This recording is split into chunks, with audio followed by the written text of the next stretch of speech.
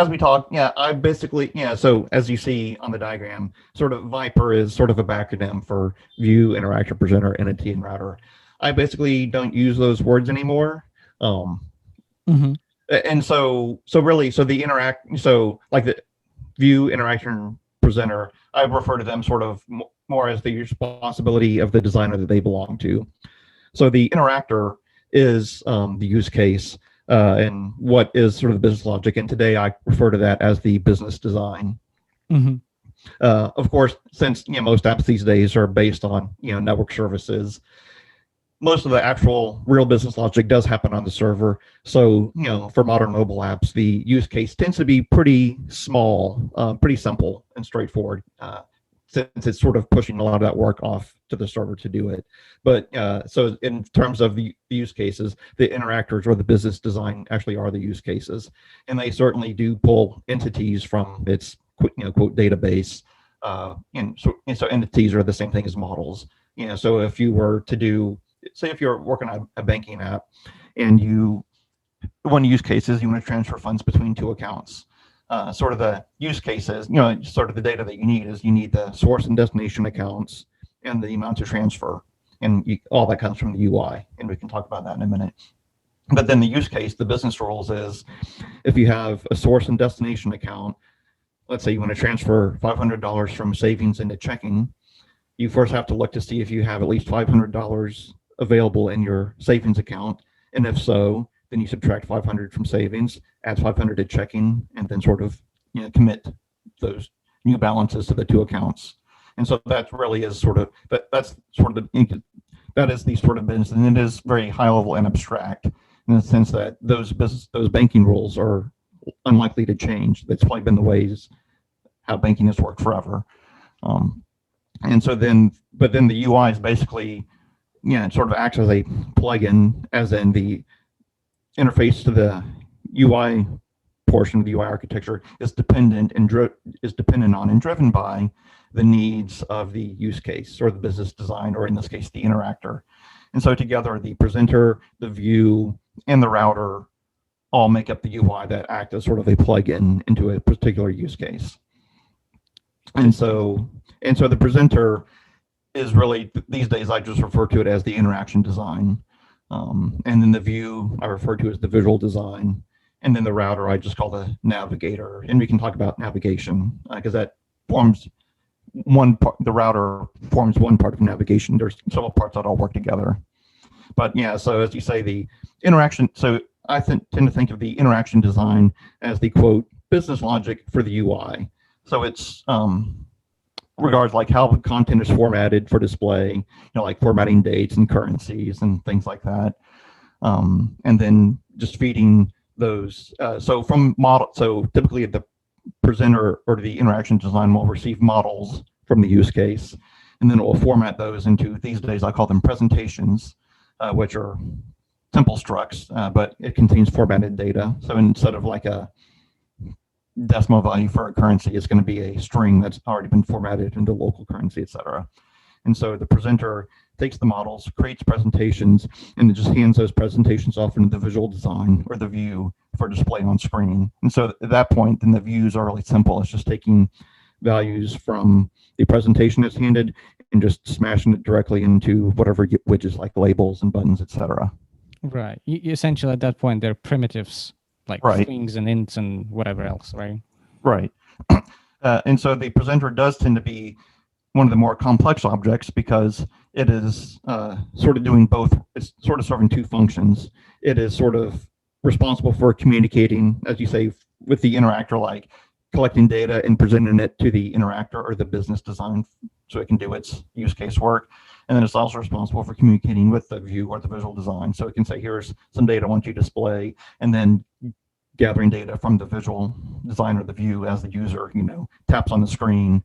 It sort of sends data back into the presenter so it can collect it and hand it off to the use case or the business design at the appropriate time. Mm-hmm. So would be then if in cases when you need to navigate or route somewhere, would be the presenter would be the one telling the router to do that? Right. Yeah. So when you're navigating typically between screens, there are sort of three key questions you need to answer. You have to know when to navigate, where to navigate, and how to navigate there.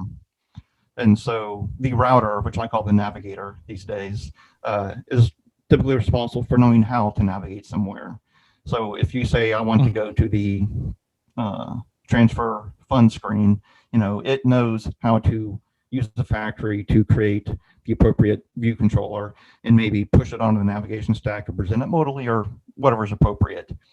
The other two questions of when and where do you navigate, most times that actually can be handled by the presenter or the interaction design. So if the user, say if you're on a main menu screen and you tap a button to say I want to transfer funds, you know when to navigate because they tap the button, and you know where to navigate. Since they tap the transfer funds button, you want to navigate to the transfer funds screen. So at that point, the presenter can tell the router or the navigator, go to the transfer funds screen. And at that point, the router takes over. There are cases sometimes where the interaction design or the presenter actually can't answer both when and where. Sometimes it can know when to navigate, but it may not always know where. And that's when I've seen that so far is like sort of when you have these sort of multi-screen flows, like maybe you have a little modal and you have a few screens you can go through, and depending on what you do on screen one determines where you go on screen two. So in that case, the interaction design knows when to navigate, like, oh, here's some content, but I don't have enough knowledge to know where. And so then I introduce what I call a flow object, which sort of has it spans across the lifetime of multiple screens. And so it collects data from all these different presenters. And whenever it gets new data, it can take what it already has on hand and say, oh, okay, here's the next step you need to go to. So the flow knows where to navigate. And so together the flow and the presenters can figure out when and where to navigate. And then again, in that case, the flow would tell the router or the navigator, here's where I want you to go. So take me there. Interesting. So the flow is kind of like even higher level coordinator object, if you will, from another architecture, right? Yeah, coordinators. Yeah, because basically presenters tend to have the lifetime of a single screen, and flows have the lifetime of multiple screens. Right. Exactly. But again, they're pretty rare. I don't use them that often. Most of the time, the presenter on its own can determine when and where to navigate, and then it just tells the navigator where to go. Mm-hmm. Interesting. This is so interesting. Okay, let me show you guys, and I'll kind of show both. Let me show you the diagram of what I have of my understanding from, like, let's say Wayfair and other companies of the VIPER architecture, and then sort of we can contrast it to this, right? What we just looked at. So this is how I've seen it implemented, which is essentially router plays like a dual role for the whole VIPER stack, if you will, of routing and being a factory that assembles it, if you will. And essentially what it assembles, kind of two pieces, really. Well, okay, sorry. It assembles three pieces: interactor, presenter, and the view, and it owns interactor and the view.